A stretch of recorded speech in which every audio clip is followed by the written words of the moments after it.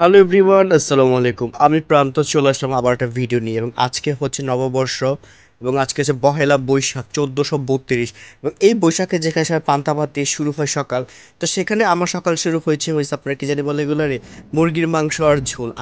এখন আমি খাবো মুড়ি মাখা চাও আর মুরগির ঝোল দিয়া। তো চলেন বেশি দেরি না আপনার শুরু করা যাক আজকের ছোট্ট আমার এই ভিডিওটা। এবং আজকের এই ভিডিওটা দেখছেন আমি কিন্তু প্রথমে লাগছে মুড়ি আর দিলাম একটা বেটকি, কারণ আমার এই ভেটকি মাছের মতো চেহারাতে ভেটকিটা এত সুন্দর লাগে যে ভেটকি দেখে আপনার অর্ধেক মাইয়ারা হয়েছেন ক্যারাস, মানে আমার প্রতি খাইছেন আপনারা ক্যারাস। তো কি করুম আর কোন সাদা সাদা একটা দবদবা মুড়ি, আমার থেকেও বেশি সাদা, আমার ভিতরের মতো সাদা মুড়িগুলো ডাইলা নিলাম।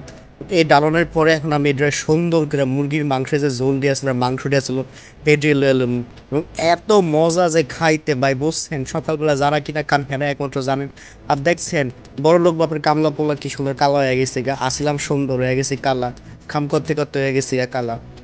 বাপের ডায়লগ, যদি কিছু করতে চাও জীবনে কাম করো বেশি করে না, তাইলে তুমি জীবনে সফল হইতে পারবা। আমিও সেটারে মাইন্ডা নিয়েছি, মান থেকে দেহ মা আই হয়ে গেছে একদম কালা, আরে খুঁজতেই পাওয়া যায় না দেখে লাইট ছাড়া। তো কি করবো আর কাম করতে আসছি এবং কাম করার পরে দেন খাওয়া শুরু করছে। এত মজা লাগছে খাইতে সকালবেলা সকালে। আপনারা কেউ তোমার রাবণ রাক্ষস করেন না, আমার রাহু রাক্ষস করেন না।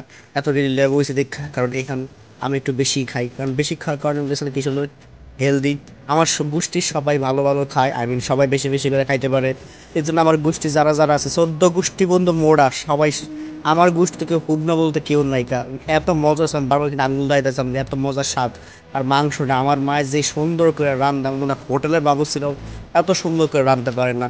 তো রান্না বাড়াতে এত মজা, আমি চিন্তা করি হ্যাঁ আমার মায়েরও থাকতে আমার এত সুন্দর করে খাওয়াই বোকেরা।